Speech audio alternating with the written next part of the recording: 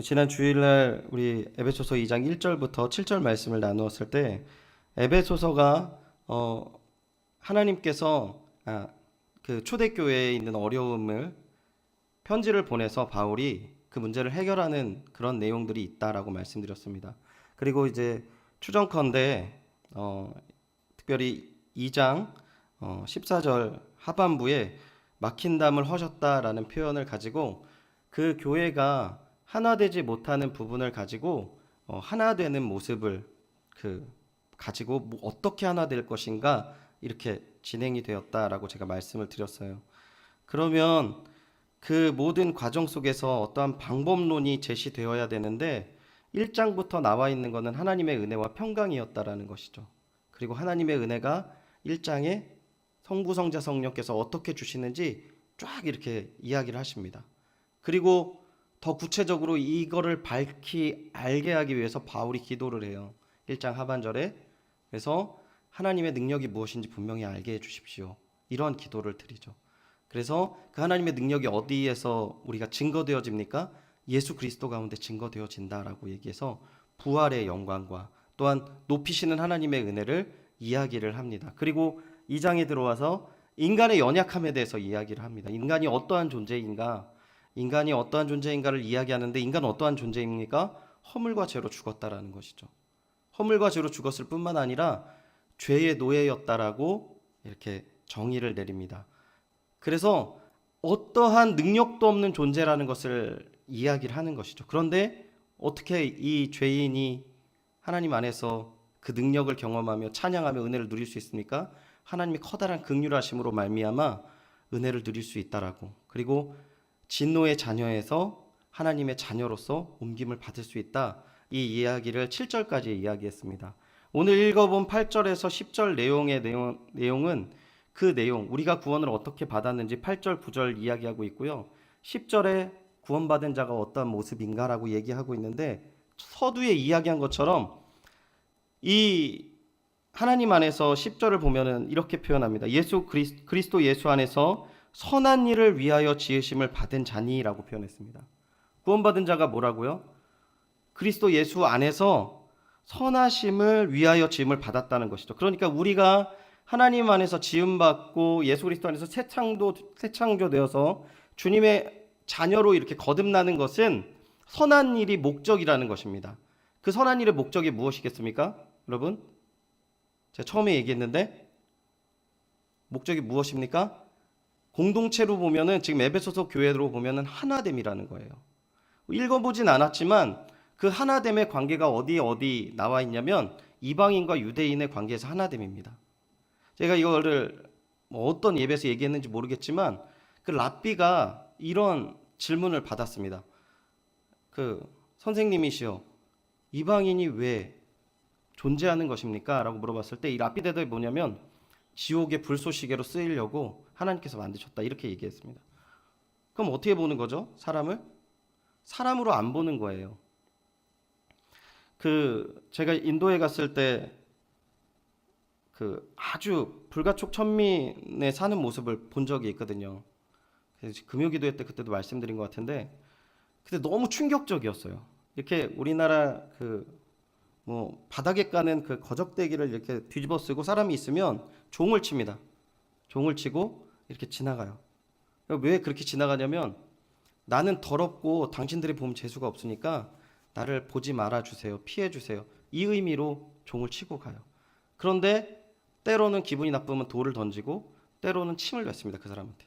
그래도 이 사람은 마땅히 그 일을 감당해요. 지금 하나됨을 이야기하는 이 문제는요, 이러한 관계 가운데에서 형제로 지내고 사랑하는 관계가 되라는 것과 그렇게 크게 다르지 않는다는 것이죠. 조금 더 실제적으로 한 번 더 이야기를 하면 우리가 오늘 가정을 이루고 살지 않습니까? 그리고 공동체를 이루고 살지 않습니까? 사회에서 살지 않습니까? 근데 문제는 공통적으로 모든 사람들이 갖고 있는 것이 있어요. 뭐냐면 싫어하는 사람이 있다는 거죠.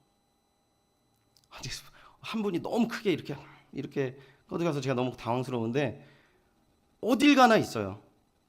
제가 군대에 갔는데 선임 한 명이 너무 싫었습니다. 근데 그분이 제대를 하시면 예, 이 방송을 보진 않을 겁니다. 그분이 제대로 하시면 제가 이제 평안과 행복과 기쁨만 있겠지라고 생각했는데 어디선가 또 똑같은 분이 생겨가지고 너무 배기가 싫은 거예요. 우리 인간 가운데 사단이 주는 부분이 이런 부분이라는 거죠. 계속적으로 관계를 틀어지게 하는 거라는 것입니다. 근데 이 관계 가운데 분명한 것은 하나님의 뜻이 있어서 이러한 사람들이 있다는 거예요. 이 사람들이 있기 때문에 하나님의 더 깊은 은혜와 사랑을 누릴 수 있다라고 이야기하는 겁니다. 그래서 이야기하는 게 뭡니까? 지금 8절과 9절에서 이야기하는 게 뭐냐면 구원의 감격과 기쁨 속에서 우리가 그런 것들을 누릴 수 있다라는 거예요. 우리가 어떻게 어떠한 능력 가운데서 그 사람이 있을 때 사랑하고 용서하고 더 깊은 곳에서 들어갈 수 있는지 8절 우리 한번 읽어보도록 하겠습니다. 8절입니다. 시작. 너희는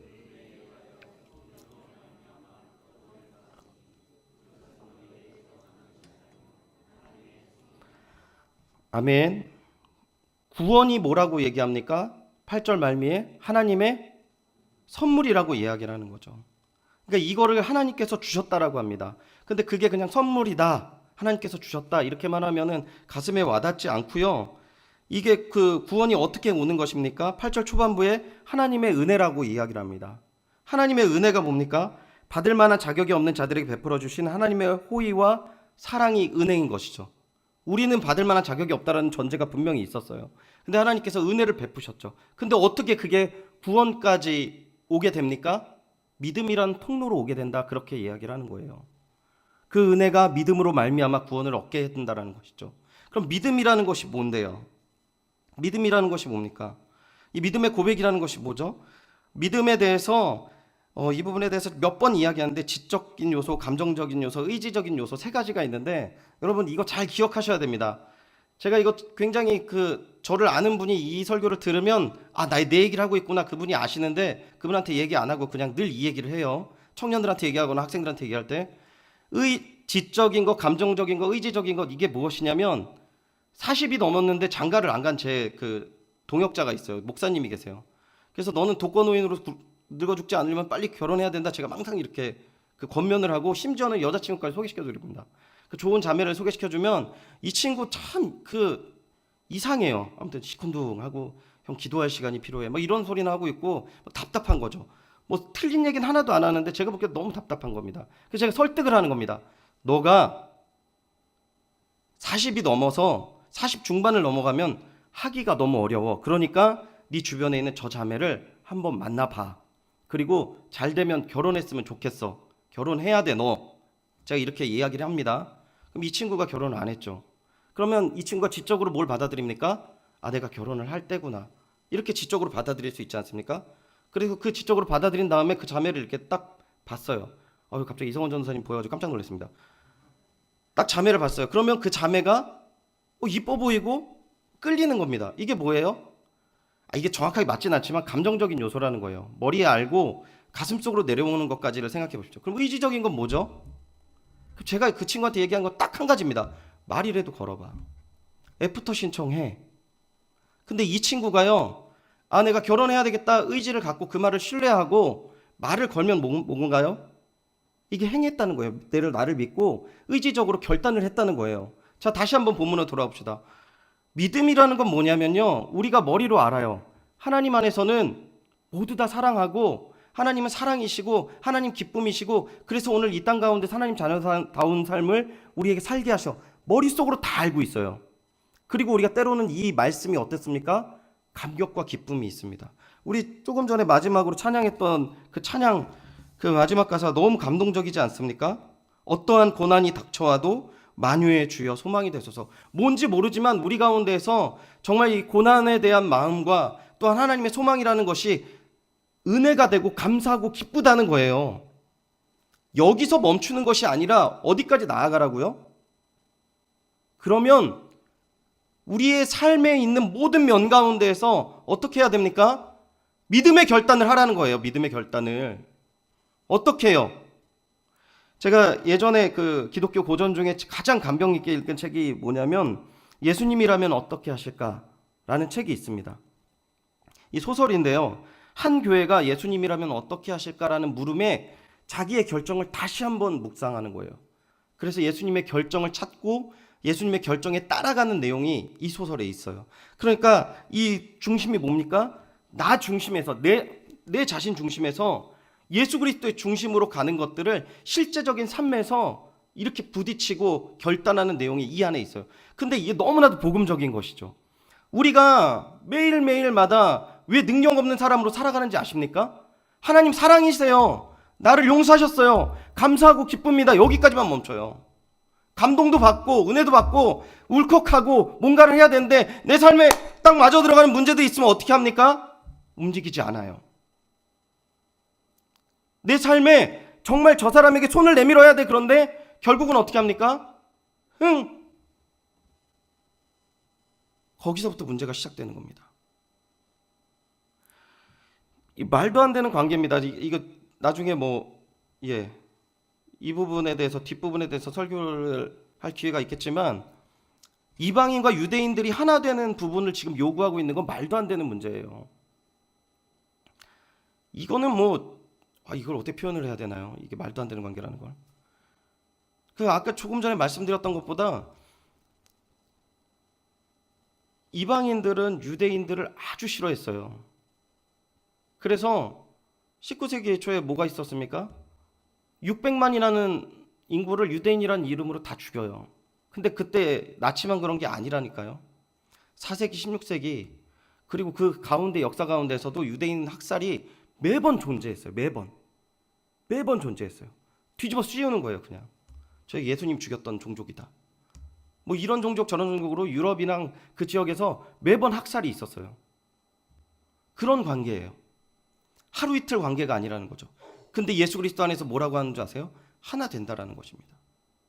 근데 실제적으로 오늘 한번 생각해 봅시다. 가정 가운데에서도 용납하지 못하는 사람이 있는 경우도 있어요. 몇 명 되지 않는 가족 가운데서도 용납되지 않는 사람이 분명히 있어요. 심지어는 사랑하지 못하는 사람이 분명히 있어요. 하물며 교회는 어떨까요? 왜 안 됩니까? 의지적으로 하나님의 그 귀한 뜻 가운데 나아가지 않기 때문에 그래요. 나아갈 때 어떤 일이 벌어집니까? 나아갈 때 하나님의 선한 일이 이루어진다라는 겁니다.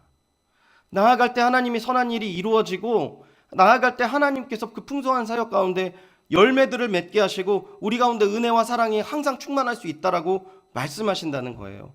근데 뭐가 가장 많이 막힙니까? 9절 한번 보겠습니다. 9절 한번 읽어보십시오. 시작. 행위에서 난 것이 아니라고 합니다. 우리가 뭐에 막히는 줄 아세요? 누구든지 자랑하지 못하게 함이라 라고 합니다.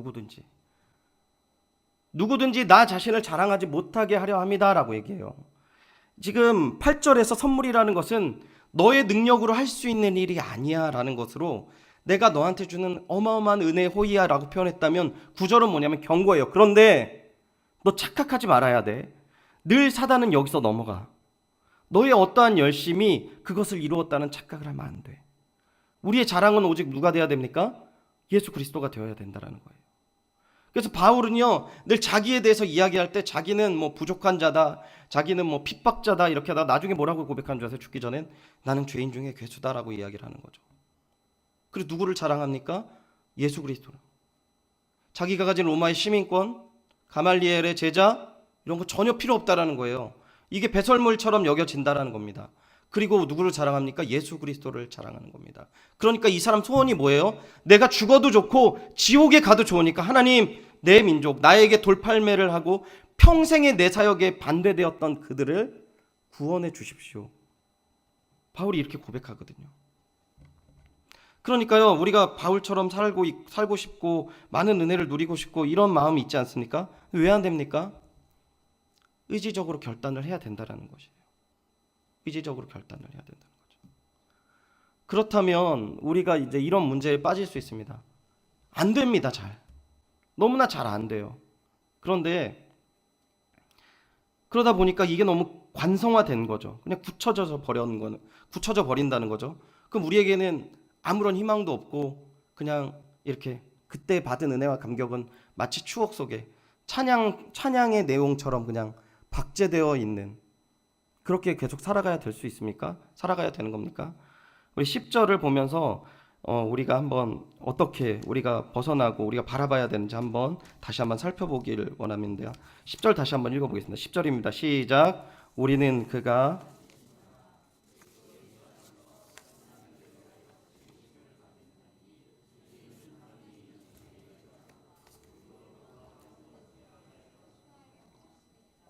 아멘. 10절을 보면은요, 처음에 뭐라고 만들어 표현하고 있습니까?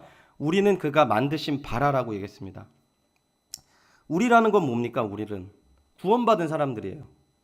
만드신 바라라는 건 뭐죠? 이게 그냥 하나님께서 만드셨어. 네, 맞습니다.